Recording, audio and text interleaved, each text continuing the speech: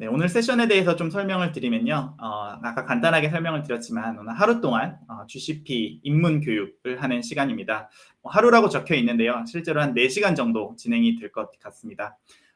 그래서 지금 11시부터 오후 한 3시 정도까지 진행이 될 것 같고요. 그 다음에 저희가 또 핸즈온 랩이라고 해서 실질적으로 GCP를 만져보시고 테스트해 보실 수 있는 그러한 실습 쿠폰을 또 제공을 해드립니다. 그래서 중간에 어떻게 사용하시는지 또 설명해 드릴 테니까 오늘 발표 이후에 개인적으로 쿠폰을 활용하셔서 GCP를 사용해 보실 것을 추천을 드리고 싶습니다. 그 다음에 지금 발표가 진행되는 동안에 여기 하단에 보시면요. 채팅창이 있죠. 네, 거기에다가 질문을 해주시면 대단히 감사하겠습니다. 그래서 저희 최고 전문가분들을 좀 모셨거든요. 최고 전문가 엔지니어분들께서 지금 대기하고 계십니다. 그래서 발표를 하는 중간중간에 혹시나 의문 나는 사항이 있으시면은 질문을 남겨주시면은 저희가 바로바로 답변을 드리도록 하겠습니다. 이 온보드 행사는 뭐 저희 서울에서만 진행하는 것은 아니고요. 전 세계에서 이렇게 진행을 하고 있습니다. 그래서 작년 같은 경우에 2019년이죠. 전 세계 한 55개 이상의 도시에서 이 온보드 행사를 진행을 했었고요. 서울에서도 지금 최근 몇 년 동안 계속해서 행사를 진행을 하고 있습니다. 그래서 적어도 5,000명, 6,000명 이상의 분들께 구글 클라우드 교육을 온보드 행사를 통해서 진행을 했었습니다. 간단하게 오늘 아젠다 설명드리도록 하겠습니다. 지금 저희가 11시에 시작을 했는데요. 한 5분 정도 이렇게 간단하게 저희 환영 인사 및 소개를 올려드렸고요. 그 다음에 지금부터 한 35분 정도 저희 GCP 소개 및 좀 전에 말씀드린 그 실습에 대한 소개를 올려드리도록 하겠습니다. 한 10분 정도 쉬었다가요. 그 다음에 두 번째 모듈, 가장 핵심적인 저희 제품인데요. 가상 머신, 버추얼 머신의 기술에 대해서 설명을 드리고요. 그 다음에 한 30분 정도 좀 짧게 점심 식사 및 휴식 시간을 갖도록 하겠습니다. 12시 반부터 1시 정도까지 간단하게 식사하시고요. 그 다음에 1시부터 한 50분 정도 저희 또 GCP 안에 있는 다양한 스토리지 제품들이 있습니다. 스토리지 제품들에 대해서 설명을 올려드리고요. 그 다음에 많은 분들이 또 요즘에 관심이 있으신데요. 저희 컨테이너와 쿠버네티스 기술에 대해서 아주 간단하게 또 설명을 올려드리도록 하겠습니다. 오후에도 한 10분 정도 쉬었다가요. 마지막으로 한 45분 정도 저희 빅데이터와 머신러닝 관련된 제품에 대해서 설명을 드리고요. 마지막 한 10분에서 15분 정도 실습 안내 한 번 더 드리고 마무리 짓도록 하겠습니다. 이렇게 해서 한 4시간 정도 행사가 진행될 예정입니다. 혹시나 오늘 행사 진행 관련해서 궁금하신 사항 있으면요. 다시 한번 여기 밑에 채팅창 있으니까요. 채팅창을 통해서 질문을 주시면 저희가 답변을 드리도록 하겠습니다. 네, 그럼 본격적으로 저희 GCP에 대한 소개를 올려드리도록 하겠습니다. GCP라는 용어가 갑자기 등장하게 되었는데요. GCP는 기본적으로 구글 클라우드 플랫폼의 약자입니다. 그래서 저희 구글에서 제공하는 클라우드 서비스를 이야기하고 있습니다. 본격적으로 제가 GCP에 대해서 소개를 해드리기 앞서서 먼저 클라우드 기술에 대해서 소개를 해드려야 될 것 같아요. 그래서 요즘에 클라우드에 대해서 처음 들어보신 분들은 안 계시죠? 그렇죠? 언론에서도 클라우드에 대해서 되게 많이 얘기하고 있고요. 특별히 지금 기술을 하시는 분들이 많이 계신 걸로 알고 있는데 저희 IT 업계에서는 클라우드가 굉장히 친숙한 단어인 것 같습니다. 하지만 막상 클라우드가 뭐냐라고 물어보면은 대답하기 좀 까다로운 것 같습니다. 그런 분들을 위해서 좀 차근차근 좀 기술에 대해서 좀 설명을 드리고자 합니다. 클라우드에 대해서 설명드리기 앞서서 먼저 저희 과거에 저희가 어떻게 인프라를 사용하고 어떻게 서버를 운영했는지에 대해서 한번 살펴볼 필요가 있을 것 같습니다. 그래서 예전으로 좀 시간을 한번 돌려보겠습니다. 1960년대, 70년대, 한 50년 전으로 시간을 되돌리면요. 그 당시에 저희가 비즈니스를 할 때 어떻게 했었죠? 기억나시는 분들은 잘 안 계시죠? 그죠? 아마 그때 비즈니스 하셨던 분들 아마 다 은퇴를 하셨을 것 같고요. 다만 저희가 약간 상상을 하거나 저희 선배들의 이야기를 들어보면은 저 같은 경우에 저희 할아버지께서 예전에 약국을 운영하셨습니다. 어떻게 보면 하나의 작은 비즈니스죠. 제가 어렸을 때 잘은 기억나지 않지만 언뜻 기억이 나는 것은 할아버지께서는 저 종이와 펜을 사용해가지고요. 데이터를 저장하고 관리를 하셨던 것 같습니다. 그래서 고객 정보들 종이와 펜을 이용해서 저장을 하셨고요. 그 다음에 어떠한 이제 약을 판매를 하실 때 또 고객에게 이렇게 안내사항 같은 거 역시 손으로 직접 적어가지고 제공을 하셨던 것 같습니다. 당시에 그런 고객 관련된 정보를 다 적으셔가지고 저희 할아버지께서는 이렇게 캐비넷에 이렇게 저장하시고 열쇠를 이렇게 잠그시고 이랬던 기억이 저는 얼핏 납니다. 요즘에는 그렇게 비즈니스 안 하시죠. 물론 종이와 펜을 사용하긴 하지만 기본적으로 요즘에 비즈니스를 할 때는 저희는 좀 더 첨단의 제품을 사용합니다. 바로 컴퓨터 혹은 서버를 저희는 사용을 하고 있죠. 1990년대 이후에 이제 컴퓨터가 등장하고요. 서버라는 개념이 등장하면서 많은 분들이 그것을 활용해서 서비스를 제공을 했습니다. 예를 들어서 구글닷컴 검색 서비스가 대표적인 예시라고 볼 수 있겠습니다. 그래서 서버를 하나 사고요. 하나는 아니겠죠. 여러 대의 서버를 사서 서로 연결을 하고요. 그다음에 그걸 통해서 렉을 만들고요. 그걸 통해서 또 운영체제를 깔고 어플리케이션을 설치해서 서비스를 제공을 했었습니다. 그래서 어떤 물리적인 서버룸을 운영하기도 하고요. 굉장히 큰 서버를 운영할 경우에는 저희는 데이터 센터를 운영하기도 했었습니다. 1990년대, 2000년대 초반까지 이렇게 사용을 했었는데요. 이렇게 쓰다 보니까 여러 가지 문제들이 당연히 발생을 했겠죠. 그 중에 대표적인 한 두 가지 정도를 설명을 드리면요. 첫 번째는 유틸리제이션의 문제가 생겼습니다. 가동률이 굉장히 떨어진다라는 의미입니다. 예를 들어서 서버를 한 100대를 샀습니다. 근데 실제로는 한 10대밖에 안 쓰고 50대를 샀는데 실제로는 한 5대밖에 안 쓴다든지 이런 식으로 저희가 조사한 바에 의하면 대부분의 회사에서는 한 유틸리제이션 한 10% 정도, 20% 이하로 관리를 했던 그런 조사 결과가 있었습니다. 가동률이 굉장히 떨어진다는 단점이 있었고요. 또 하나는 얘네들을 계속해서 관리해줘야 된다는 그런 관리의 어려움이 있었습니다. 서버룸에서 혹시 근무를 해보신 분이 있으실지 모르겠지만 되게 복잡합니다. 계속해서 문제가 생기기 때문에 관리를 계속 해줘야 되거든요. 24시간 항상 대기해야 되고요. 주치를 항상 대기하면서 관리를 해줘야 됩니다. 그래서 그런 관리의 어떤 귀찮음, 어려움들이 존재했습니다. 그래서 이러한 문제를 해결하기 위해서 2000년대 초반에 특별히 나타났던 기술이 바로 가상화의 기술입니다. 그래서 가상화를 통해서 유틸리제이션, 좀 전에 말씀드린 그 유틸리제이션 가동률을 많이 증대를 시킬 수가 있었습니다. 관련된 자세한 내용은 이따 점심 이후에 컨테이너 설명드리면서 좀 더 설명을 드리고요. 그래서 가상화를 통해서 좀 더 효율적으로 저희 자원을 관리할 수 있었습니다. 근데 그럼에도 불구하고 계속해서 관리의 귀찮음은 남아 있었죠. 왜냐면은 본인의 어떤 서버룸이라든지 데이터 센터를 관리했기 때문에 24시간 대기하면서 서버를 관리하는 게 상당히 까다로웠습니다. 그래서 등장하게 된 개념이 바로 클라우드입니다. 그래서 클라우드에서는 대부분의 어떤 관리의 영역을 저희는 다 자동화시켜 드립니다. 그래서 기존에 저희는 온프레미스라는 단어를 사용하는데요. 여러 번 서버룸이라든지 데이터 센터에서 직접 서버를 구매하고 관리하셨던 것을 이제는 저희 구글의 데이터 센터를 이용하신다면은 저희 구글 내부의 전문가 엔지니어 분들께서 직접 관리를 해드리고요. 동시에 유틸리제이션, 가동률도 굉장히 많이 향상을 시킬 수가 있습니다. 그래서 훨씬 더 효율적으로 자원을 사용하실 수가 있습니다. 그 중에서 정말 100% 자동화된 그러한 개념을 저희가 서버리스라고 하게 되는데요. 말이 조금 어색하시죠? 서버리스, 영어로 LESS를 사용하거든요. 그러니까 서버 없다 이런 뜻입니다. 실제로 서버가 없는 것은 아니고요. 사용자 입장에서는 마치 서버가 없는 것처럼 생각할 수 있습니다. 그 정도로 관리하실 필요가 없고요. 저희 구글에서 다 서버를 관리해드리고 사용자 입장에서는 그냥 코드만 제출하시면은 필요한 그 코드를 저희가 실행을 시켜드리는 그러한 개념이 되겠습니다. 클라우드를 처음 사용하시는 분들께 이렇게 설명드리면 아마 조금 이해하시는데 어려움이 있으실 수가 있습니다. 그래서 간단하게 제가 서버리스 데모를 한번 보여드리고 그 다음에 계속해서 발표를 진행하도록 하겠습니다. 네, 그래서 지금 보시는 화면이 그 GCP 화면이고요. 여기 파란색으로 되어 있습니다. 그죠? 네, 그래서 여기 보시면은 여기 왼쪽 위에 이렇게 프로젝트 정보가 있고요. 네, 프로젝트와 관련해서는 프로젝트 이름, 프로젝트 아이디, 프로젝트 넘버, 와 같은 이러한 정보들이 있습니다. 여기 대시보드가 또 주어지고요. 그래서 제가 사용하고 있는 어떤 리소스에 대한 정보를 이렇게 친절하게 표현해주고 있습니다. 여기 오른쪽으로 보시면은 오른쪽에 이제 빌링 정보도 있죠. 그래서 제가 이번 달에 얼마를 더 내야 될지에 대한 이런 정보들도 담고 있습니다. 그래서 다양한 정보들이 있으니까 한번 확인해 보시면 좋을 것 같고요. 지금 이 시간에는 우선 그 서버리스의 개념을 설명을 올려드리면서 그 빅쿼리를 통해 가지고 예시를 한번 보여드리도록 하겠습니다.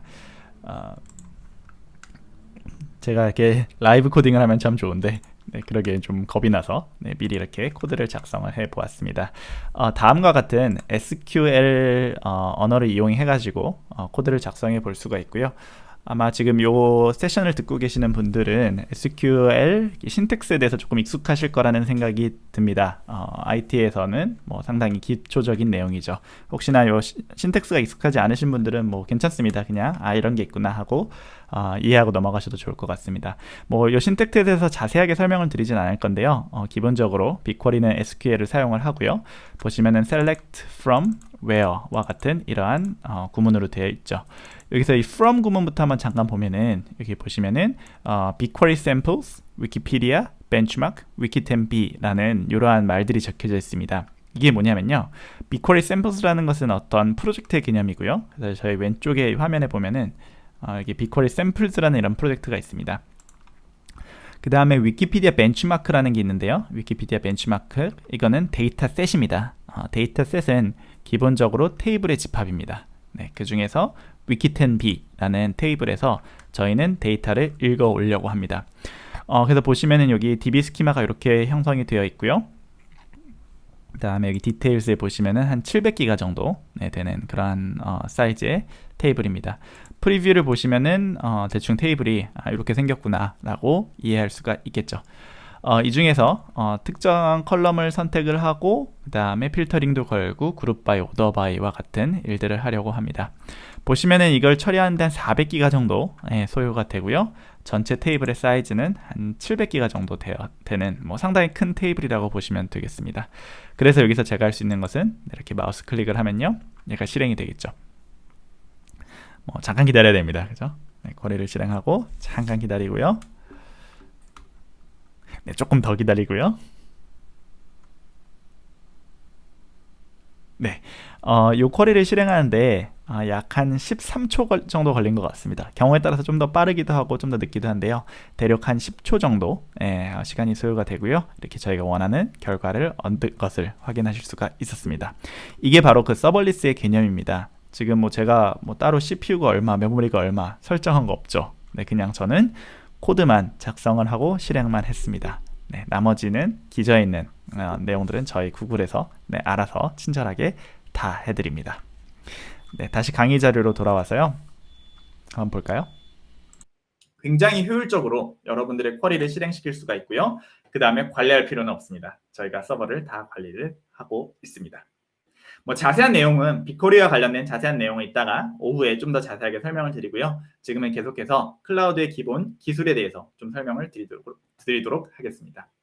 그래서 제가 이렇게 설명을 드리면은 많은 분들이 질문을 하십니다. 오, 되게 좋은 것 같은데? 근데 우리 회사는 별로 데이터가 없습니다. 라고 질문 주시는 분들이 많으십니다. 네. 특히 뭐 제조업에 계시는 분들이나 이런 분들은 어쩌면은 아직은 많은 데이터가 없을 수도 있습니다. 하지만 저희 구글이 믿기로는 앞으로 시간이 흐름에 따라서 많은 회사들이 점점 더 데이터 중심의 회사, 즉 데이터를 기반으로 한 의사결정을 할 거라고 저희는 믿고 있습니다. 그래서 점점 더 데이터가 많아질 거라고 저희는 믿고 있고요. 실제로 많은 분들도 아마 동의하실 것 같습니다. 예를 들자면 제조업 같은 경우에 아마 그동안은 그냥 기계를 돌리셔서 어떤 제품을 생산해 내셨을 겁니다. 하지만 요즘에 뭐 4차 산업혁명 뭐 이런 단어도 사용하고 있는데요. 시간이 흐르면 흐를수록 이제 어때요? 기계 안에 아마 컴퓨터를 집어넣으실 거고요. 그 다음에 제품을 생산할 때 어떤 관련된 데이터를 아마 확보를 하셔서 좀 더 합리적인 의사결정을 아마 하시게 될 겁니다. 그렇죠? 그런 방향으로 나아가고 있고요.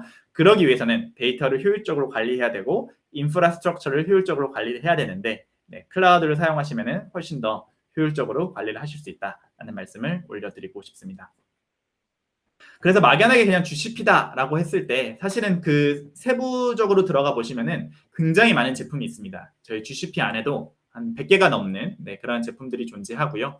뭐 IaaS, PaaS 뭐 이런 말은 아마 많이 들어보셨을 것 같습니다. IaaS는 Infrastructure as a Service고요. 그래서 저희가 그냥 인프라스트럭처를 빌려드리는 겁니다. 그래서 뭐 CPU라든지 메모리 이런 거 필요하시면은 저희한테 오십시오. 그럼 저희가 뭐 1시간, 2시간, 뭐 하루, 일주일, 한 달 이렇게 대여해드리는 그러한 서비스를 IaaS라고 하고 있고요. 뭐 컴퓨터 엔진과 같이 이러한 제품들이 존재합니다.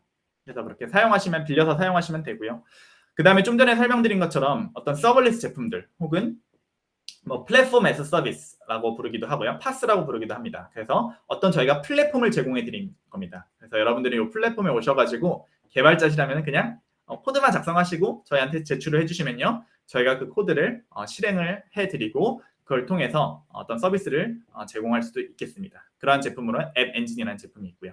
그 다음에 좀 전에 데모로 보여드린 것처럼 비퀄이라는 제품과 같이 이렇게 관리형 서비스가 있습니다. 그래서 여러분들은 뭐 하실 거 별로 없습니다. 그냥 코드만 작성하셔서 저희한테 제출을 해주시거나 아니면 마우스 클릭만 잘 하시면은 굉장히 쉽게 데이터를 분석하시다던가 아니면은 머신러닝 서비스를 활용하실 수 있는 그런 제품들도 존재합니다. 그래서 실제로는 한 100개가 넘는 그런 제품들이 존재하고요. 오늘 이 시간은 그 제품들에 대해서 뭐 다 설명해 드릴 수는 없지만 중심이 되는 핵심 제품에 대해서 간략간략하게 설명을 해드리도록 하겠습니다. 먼저 이 제품들의 설명드리기 앞서서 이 클라우드 컨셉에 대해서 조금 더 설명을 올려드려야 될 것 같아요. 그래서 기본적으로는 저희는 리전과 존이라는 개념을 사용합니다. 존을 그냥 한국말로 존 이렇게 번역하기니까 조금 어색하더라고요. 그래서 저희가 한번 영역이라는 단어로 한번 번역을 해봤는데요. 기본적으로 영역 혹은 영어로 존은 서버의 집합입니다. 서버라고 하면 하나의 컴퓨터죠. 근데 보통 컴퓨터 하나만 사용하지 않습니다. 그렇죠? 뭐 수백 대, 수천 대를 같이 사용을 하시는 경우가 많기 때문에 그런 수백 대, 수천 대 어떤 서버의 집합을 저희가 존이라고 부르고 있습니다. 그래서 세 개의 존, 세 개의 영역이 합쳐지면은 리전이라고 부르게 되고요. 여러 개의 리전이 합쳐지면은 멀티 리전이라고 부르고 있습니다. 그래서 간단하게 지도를 통해서 한번 저희 구글 클라우드에서 운영하고 있는 리전에 대해서 소개를 드리도록 하겠습니다. 지금 보시면 세계 지도고요. 다양한 도시에 저희 리전이 확보가 되어 있습니다. 그래서 지금 아시아에서는 뭐 싱가폴, 뭐 자카르타, 시드니 이런 곳에 다 리전이 있고요. 그다음에 서울에서도 올해 초에 새로운 리전이 생겼습니다. 그래서 보시면은 여기 이름은 저희가 아시아 노스 이스트 3. 그래서 나중에 GCP를 사용하시다가 아시아 노스 이스트 3를 보시면은 이게 서울 리전이구나라고 이해하시면 되겠습니다. 그래서 여기 가시면은 뭐 리전 같은 경우에 이렇게 큰 데이터 센터들이 존재합니다. 그렇죠? 그 다음에 그 안에 들어가 보시면은 이렇게 정말 어마어마하게 많은 서버들이 배치가 되어 있는 것을 확인하실 수가 있습니다. 물론 저희가 직접 갈 수는 없지만요. 저희 내부 기밀 사항이기 때문에 직접 갈 수는 없지만 저희 그 리전과 영역, 존 안에 가시면 이렇게 어마어마하게 많은 서버들이 있고요. 여러분이 클라우드를 사용하신다라고 했을 때는 이 서버들을 활용하셔서 어떤 서비스를 최종 고객들에게 제공을 하는 것을 이야기를 합니다. 그 다음에 이렇게 많은 데이터 센터들, 뭐 리전, 존이 이렇게 존재하는데요. 저희가 또 하나 한 게 뭐냐면요. 이 데이터 센터들을, 즉 이 리전들을 서로 저희가 연결을 했습니다.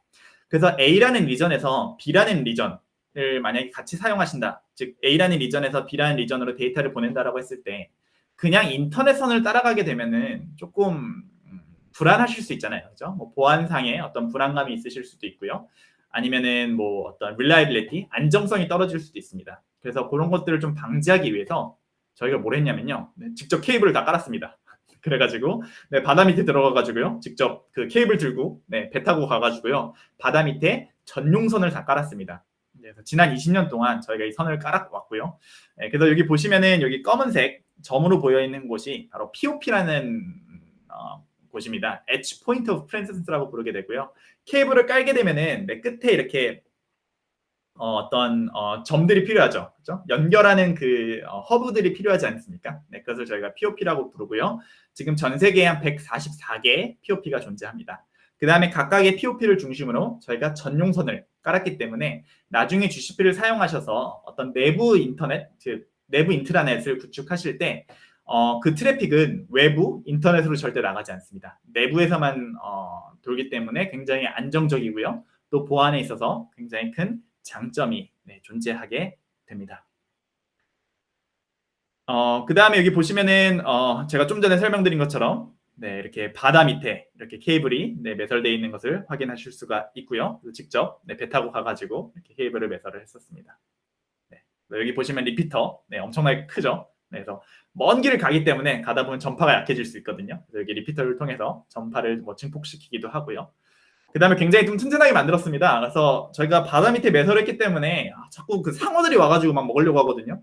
그래서 상어들이 와도 아무리 씹어 먹으려고 해도 씹히지 않게 굉장히 단단하게 만들었기 때문에 좀 안정적으로 사용하실 수가 있고요. 그 다음에 센서도 굉장히 많이 달아놨습니다. 그래서 혹시나 중간에 뭐 무슨 문제가 생길 경우에 저희가 다시 배 타고 가서 수리를 진행을 하기도 합니다. 그 다음에 클라우드를 사용할 때 뭐 많은 분들이 뭐 환경에 대한 이야기를 하시는 분들도 좀 계신데요. 실제로 저희가 굉장히 친환경적인 그런 전력을 사용하기 때문에 아마 직접 데이터 센터를 운영하는 것보다 훨씬 더 친환경적인 그러한 방법이 될 겁니다. 그래서 혹시 환경에 대해서 걱정이 많이 되신 분들은 또 환경에 관심이 있으신 분들은 클라우드를 사용하시면 훨씬 더 친환경적인 방법이 될 수 있다라는 말씀을 드리고 싶고요. 그 다음에 제가 좀 많이 받는 질문은 오케이, 되게 좋아 보인다. 근데 너무 비싼 거 아니에요? 라는 그런 질문을 되게 많이 받습니다. 그죠? 저 케이블을 다 매설하려면 또 데이터 센터를 다 지으려면은 굉장히 돈이 많이 들잖아요. 그래서 클라우드 쓰면은 돈 많이 내야 되는 거 아닙니까? 라는 질문을 제가 굉장히 많이 받는데요. 그런 우려를 부식시키기 위해서 저희는 굉장히 고객 친화적인 가격 정책을 제시하고 있습니다. 그래서 다양한 뭐 할인을 제공해 드리기도 하고요. 그 다음에 초 단위로 저희가 금액을 받고 있습니다. 그래서 잘 사용하시면 굉장히 효율적으로 어떻게 보면 지금 사용하시는 것보다 더 저렴하게 사용하실 수가 있고요. 그 처음이신 분들을 위해서 간단하게 소개를 드리면은 클라우드를 사용하시면은 초기 투자 비용이 들지 않습니다. 즉 기존의 본인의 어떤 서버룸이라든지 데이터 센터를 사용하실 경우에는 직접 서버 다 사셔야 되잖아요. 그렇죠? 직접 그 서버 하나가 뭐 가격이 꽤 하죠. 그걸 직접 다 사셔서 초기 투자 비용을 확보를 하시고 구축을 하셔야 되는데 저희 클라우드를 사용하시면은 그 초기 투자 비용이 발생하지 않습니다. 그냥 운영 비용만 발생하기 때문에 어떻게 보면은 훨씬 더 효율적으로 여러분들의 비용을 사용하실 수 있는 그러한 장점이 있습니다. 그 다음에 제가 또 많이 받는 질문은 다 좋아 보여요. 그런데 혹시 나중에 저 마음 바뀌면 어떡하죠? 라는 그러한 질문도 많이 받습니다. 즉 지금 사용하시고 있는 그런 자원들을 다 이제 구글로 옮겼습니다. 근데 한 5년이 지나고 혹은 3년이 지나고 구글을 사용하다가 혹시 다시 그 본인의 데이터 센터로 돌아가고 싶으면 어떻게 하냐라는 질문을 많이 받는데요. 그런 걸 전문 용어로 락인이라고 하거든요. LOCK, 락인. 그렇죠? 그래서 그런 걸 방지하기 위해서 저희는 가능하면은 오픈 소스라든지 오픈 API를 많이 사용하고 있습니다. 저희가 사용하고 있는 뭐 빅테이블이라든지 데이터 프로 이러한 제품들은 다 오픈 소스를 사용하고 오픈 API를 사용하기 때문에 나중에 원하시면 쉽게 코드 가지고 다른 곳으로 이동하셔도 됩니다. 그 다음에 저희는 기본적으로 또 멀티 클라우드 정책을 계속해서 고수를 하고 있습니다. 그래서 뭐 GKE, 구글 쿠버네티스 엔진이라든지 최근에 뭐 엔소스라는 플랫폼도 나왔죠. 그래서 그런 것들을 활용하시면은 저희 GCP뿐만 아니라 뭐 AWS나 애저와 같은 다른 클라우드도 함께 굉장히 쉽게 사용하실 수가 있고요. 그 다음에 오픈소스에 대한 투자도 계속해서 저희가 진행을 하고 있습니다. 그 다음에 제가 또 많이 받는 질문은 뭐 다 좋아 보입니다. 오케이, 락인도 안 되고 다 좋습니다. 그런데 보안에 대해서 좀 취약하지 않나요? 라는 질문을 제가 굉장히 많이 받습니다. 특별히 그 한국 상황을 봤을 때 언론이라든지 아니면 많은 뭐 기술 그 문서들을 보면은 클라우드는 보안에 위험하다라는 글들을 제가 많이 본 것 같아요. 근데 뭐 저의 개인적인 견해일 수는 있지만 기존의 어떤 온프렘에서 기존의 데이터 센터에서 보안을 하셨던 것보다는 훨씬 더 안전하게 사용하실 수가 있습니다. 그래서 뭐 보안에 관련돼서 뭐 자세하게 얘기하면은 저희 내일 또 만나야 됩니다. 그렇죠? 해야 될 얘기가 굉장히 많기 때문에 오늘 이 시간에는 자세하게 설명을 드릴 수는 없지만 기본적으로 저희 구글에서 지난 20년 동안 보안 관련돼서 굉장히 많은 투자를 했고요. 상당히 많은 기술들을 확보를 했습니다. 그래서 그걸 다 적용을 시켜놨거든요. 그래서 하드웨어 레벨에서는 저희가 그 반도체 업체랑 계약을 다 맺어서 저희 커스텀 칩을 다 만들었습니다. 그래서 저희 보안에 최적화될 수 있게 하드웨어 단에서 다 커스터마이즈해서 반도체를 다 만들어서 지금 설치를 해놓은 상태고요. 거기서부터 시작해서 어떤 API 커뮤니케이션이라든지 아니면은 뭐 침입 감지 시스템, 뭐 디도스 방지 시스템 이런 것들 다 구축을 해놨기 때문에 굉장히 안전하게 사용을 하실 수가 있습니다. 그래서 보안에 대한 염려는 많이 하지 않으셔도 될 것 같습니다. 그래서 결론을 좀 지어보겠습니다. 그래서 클라우드에 대해서 간단하게 설명을 드렸는데요. 기본적으로 저희 GCP를 사용하시면은 사용하시는 개발자분들이라든지 엔지니어분들은 굉장히 뛰어난 어떤 확장성이라든지 또 보안성, 안정성을 기반으로 해서 어플리케이션을 뭐 만드시고 테스트하시고 배포하실 수가 있는 그러한 장점이 있고요. 굉장히 효율적으로 인프라를 사용하실 수가 있고 또 관리 포인트도 굉장히 줄어들기 때문에 여러분들이 어떤 코어 테크놀로지, 그죠? 핵심이 되는 그런 기술에만 좀 더 집중할 수 있고요. 기존의 어떤 서버를 관리하던 그런 시간에 좀 더 고차원적인 일들을 하실 수가 있다는 그런 장점이 있습니다. 아까 제가 한 100개가 넘는 그런 제품이 있다라고 말씀을 드렸는데요. 그것을 한 4가지 정도로 이렇게 카테고리로 한번 나눠 보았습니다. 그래서 그 많은 제품들 중에서 저희가 컴퓨팅과 관련된 그러한 제품들이 있습니다. 컴퓨터 엔진, 그다음에 쿠버네티스 엔진, 앱 엔진, 클라우드 펑션과 같은 이러한 컴퓨팅 자원과 관련된 제품들이 존재하고요. 그 다음에 또 스토리지와 관련된 제품들도 다양하게 존재하고 있습니다. 실제로는 좀 더 많은데요. 여기 한 5개 정도 이렇게 집어넣었습니다. 그래서 빅테이블이라든지 클라우드 스토리지, 클라우드 시퀄, 클라우드 스패너, 클라우드 데이터 스토어와 같은 이러한 스토리지 관련된 제품들도 있고요. 이것은 또 이따가 또 자세하게 또 설명을 드리도록 하겠습니다. 그 다음에 빅데이터 처리하시는 분들이 굉장히 많으실 텐데 빅데이터와 관련된 또 다양한 제품들이 존재하고 있습니다. 그래서 아까 데모로 보여드린 빅쿼리라는 제품도 있고요. 그 다음에 실시간 데이터를 처리할 수 있는 펍섭이라든지 데이터 플루, 데이터 프롭, 혹은 데이터 랩 이러한 제품들도 저희가 준비를 해 놓았거든요. 자세한 내용은 이따가 마지막 시간에 제가 또 설명을 드리도록 하겠습니다.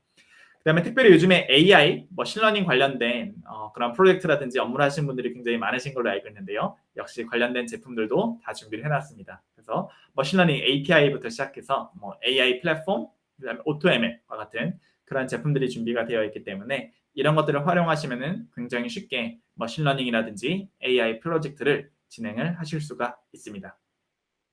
그래서 오늘 이제부터 본격적으로 이러한 제품들에 대해서 또 하나하나 설명을 드릴 테니까요. 오늘 하루 종일 조금 어떻게 보면 좀 긴 시간일 수도 있지만 집중해서 또 이 발표에 잘 들어주시면 대단히 감사하겠습니다. 네, 이렇게 해서 간단하게 GCP에 대한 설명을 올려드렸고요. 이제부터 본격적으로 좀 기술에 대한 이야기들을 해보도록 하겠습니다. 저희 GCP를 시작하실 때 먼저 아셔야 될 게 저희 리소스 계층 구조에 대해서 먼저 좀 아셔야 될 필요가 있습니다. 가장 핵심이 되는 내용이고요. 뭐냐면은 회사에서 이제 처음에 이 GCP를 사용하기로 결정을 했습니다. 그죠? 임원분께서 결정을 하시겠죠. 그래, 우리 GCP 사용하자. 그러면은 먼저 저희가 오가니제이션 노드를 만들어 드립니다. 그러면은 이걸 통해서 구글.com, 유튜브.com과 같이 어떤 최상위의 이렇게 오가니제이션 조직 노드가 생성이 되고요. 그 아래 그 하위 레벨로서 이제 프로젝트라는 것을 생성하실 수가 있습니다. 그래서 예를 들어서 새로운 어플리케이션을 개발을 한다라고 했을 때요. 개발 팀장님, PM 분들께서 전 프로젝트를 하나 생성을 하시면 됩니다. 그리고 그 프로젝트 하위 개념에 리소스라는 개념이 존재하거든요. 그 프로젝트 하위 개념의 리소스의 레벨에서 이제 다양한 제품들을 사용하실 수가 있는 겁니다. 좀 전에 말씀드린 빅쿼리라든지 아니면 버추얼 머신이라든지 이런 것들을 생성을 하셔가지고 사용을 하시면 되겠습니다. 그래서 가장 상위 레벨에서는 조직 노드, 오가니제이션이 있고요. 그 다음에 프로젝트, 그 다음에 리소스가 이렇게 있습니다. 근데 여기 슬라이드에 보면은 중간에 폴더라는 게 있죠. 네, 이거는 뭐냐면요. 실제로 그 프로젝트를 이제 생성을 하는데 보면은 저 같은 경우도 제가 개인적으로 한 프로젝트를 한 5개에서 한 10개 정도를 지금 관리를 하고 있습니다. 그러면 저희 구글 내부에 엔지니어가 굉장히 많지 않습니까? 그럼 전체적으로 아마 수천 개, 수만 개의 프로젝트가 존재할 겁니다. 그러면 그 많은 프로젝트를 관리하기가 좀 까다롭겠죠. 네, 그래서 폴더라는 개념을 사용해서 이 프로젝트를 관리할 수 있게 만들어 두었습니다. 근데 아마 대부분의 개발자들 분들, 엔지니어 분들은 여기 오가니제이션이라든지 조직 노드, 그 다음에 여기 폴더 노드는 크게 아마 사용을 하진 않으실 겁니다. 아마 회사 내 몇몇의 분들만, IT 담당자분들 몇 명만 아마 사용하실 것 같고요.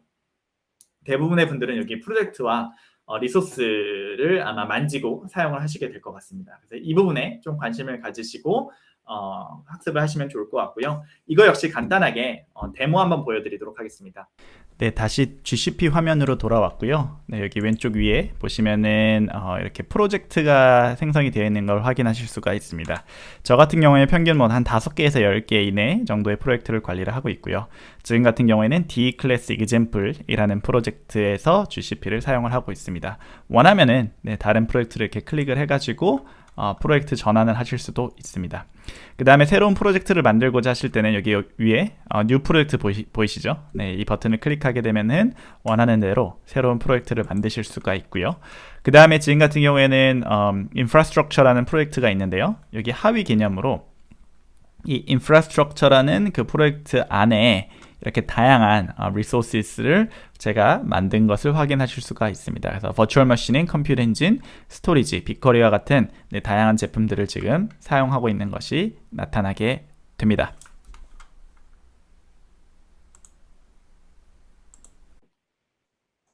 그 다음에 GCP를 사용할 때는 크게 저희가 한 4가지 정도의 방법이 있습니다. 네, 하나는 조금 전에 보여드린 것처럼 이렇게 GUI를 이용해서, 그죠? 그래픽 유저 인터페이스의 약자죠. GUI를 이용해서 이렇게 사용하실 수가 있습니다. 네, 이렇게 또 데모 화면을 잠깐 확인을 해보시면요. GUI를 이용해서 GCP를 사용하실 수가 있습니다. 여기 메뉴 보이시죠? 그래서 메뉴 클릭을 하셔서 GCP를 사용하실 수가 있고요. 이때는 당연히 마우스 클릭을 잘 하시면 됩니다. 두 번째 방법은 CLI를 이용하는 방법인데요. 저희 개발자분들은 CLI 사용하시는 거 좋아하시잖아요. 그렇죠? 마우스 클릭만 계속하는 것은 상당히 귀찮은 일이 될 수가 있습니다. 그러면은 그럴 때 CLI를 사용하시면 되고요. 여기 오른쪽 위에 보시면은 클라우드 쉘이라는 게 있습니다. 이렇게 생긴 아이콘이고요. 이걸 클릭을 하시게 되면은 저희가 굉장히 작은 버추얼 머신을 하나 제공을 해드립니다. 그래서 지금 보이시는 이 화면이 버추얼 머신이고요. 믿기지는 않으시겠지만 하얀색으로 되어 있는 이 화면. 그래서 이 리눅스 운영체제가 깔려있다는 것을 증명하기 위해서 제가 제일 좋아하는 커맨드인 ls를 치게 되면은 이제 파일과 폴더들이 나타나는 걸 보실 수가 있죠. 그래서 여기서 CLI 명령어를 이용해가지고 GCP를 조작하고 또 뭐 예를 들어서 컴퓨터 엔진을 사용한다든지 빅쿼리랑 커뮤니케이션을 한다든지와 같은 그러한 작업들을 진행을 하실 수가 있습니다.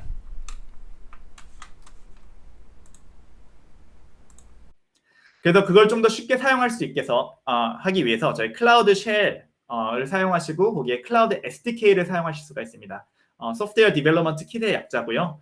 저희가 G클라우드라든지 BQ, 그 다음에 kubectl과 같은 여러 가지 SDK를 만들었습니다. 그래서 그 명령어를 이용해서 또 GCP를 사용하실 수가 있습니다. 그 다음에 여기 모바일 앱도 있는데요. 사실 저는 모바일 앱을 자주 사용하진 않지만 원하시면은 안드로이드나 아니면은 그 iOS를 이용해서 또 사용하실 수도 있고요. 그 다음에 다양한 REST 기반 API를 또 제공하고 있습니다. 그래서 파이썬이라든지 자바와 같이 여러분이 친숙한 그 언어를 사용해서 라이브러리를 임포트해가지고 역시 GCP와 커뮤니케이션 하실 수도 있습니다. 아마 많은 개발자분들은 이렇게 REST 기반 API를 사용해서 아마 GCP를 가장 많이 사용하실 것 같습니다. 크게 4가지 방법들이 있다는 거 확인하시면 좋을 것 같고요. 그래서 각각에 대해서 그냥 쭉 한번 슬라이드를 만들어 보았습니다. 그래서 콘솔을 사용해서 GUI를 이용해서 마우스 클릭을 이용해서 이렇게 사용하실 수 있는 방법이 있고요. 그 다음에 SDK를 이용해서 CLI 명령어를 사용해서 GCP를 사용하실 수도 있습니다. 그때 저희가 제공하는 SDK는 G클라우드, 그 다음에 클라우드 스토리지라는 제품을 사용하실 때는 GSUtil, 빅쿼리를 사용하실 때는 BQ라는 이러한 명령어를 이용하셔서 버추얼 머신을 만든다든지 아니면은 버추얼 머신을 삭제한다든지 이러한 액션들을 하실 수가 있고요.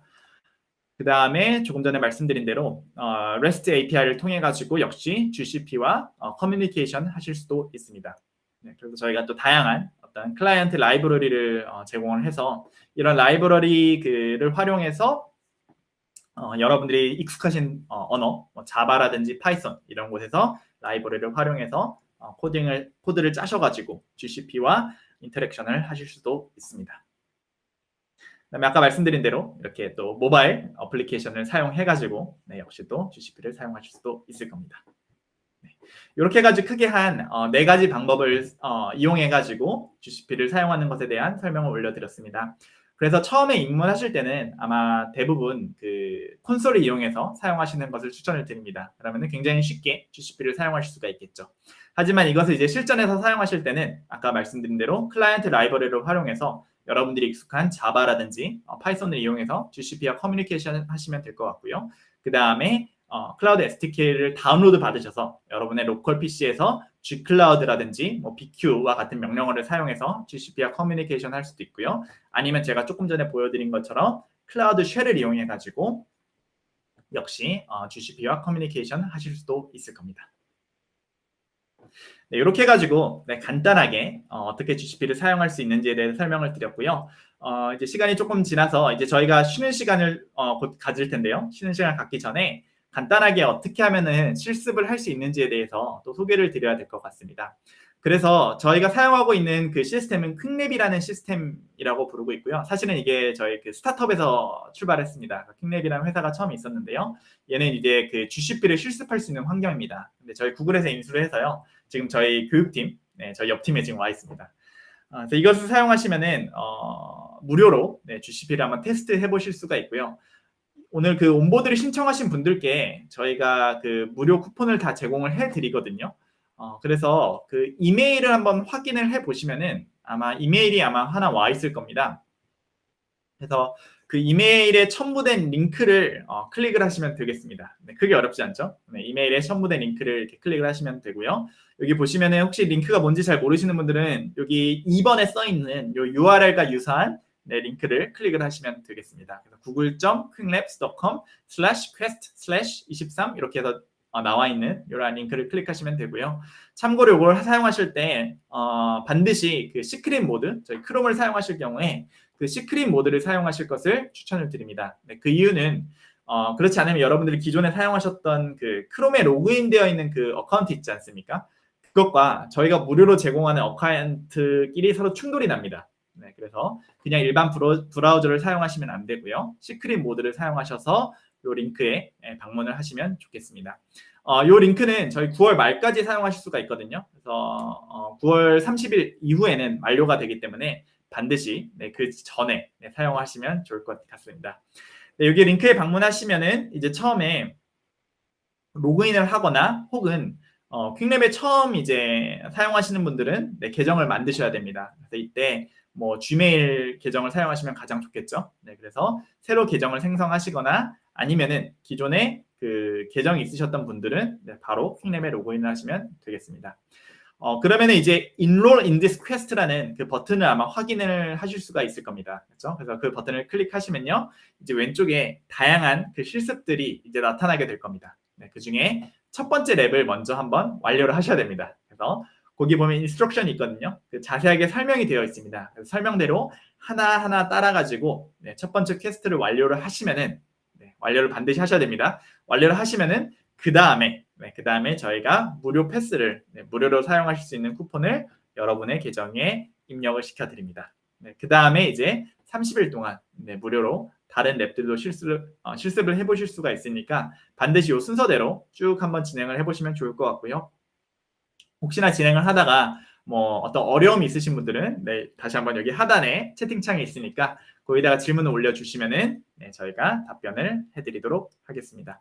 이렇게 해서 무료로 이용하실 수가 있고요. 그 다음에 다 완료하신 다음에는 로그아웃을 하시고 탭을 닫고 퀵랩에서 종료를 클릭하셔가지고 리소스를 비워주시면 감사하겠습니다.